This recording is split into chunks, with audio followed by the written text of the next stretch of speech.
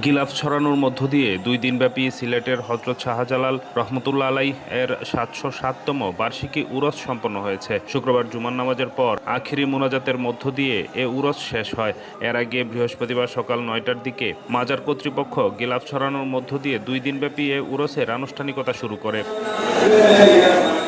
দেশের বিভিন্ন প্রান্ত থেকে আসা ভক্তরা দলে দলে গিলাফ ছাড়াতে মাজারে প্রবেশ করে। উরস উপলক্ষে দেশের বিভিন্ন স্থান থেকে মাজারে ভিড় জমায় ভক্ত অনুরাগীরা।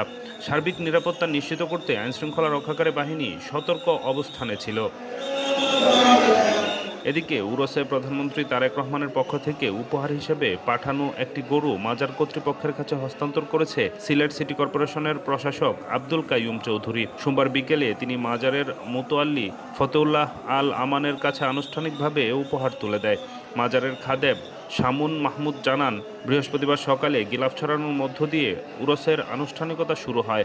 উরসে শতাধিক গরু ও খাসি দান হিসেবে পাওয়া গেছে। এদিকে আজ আখিরি মোনাজাত পরিচালনা করেন দরগাহ মাজার মসজিদের মুতোয়াল্লি ফতেউল্লাহ আল আমান।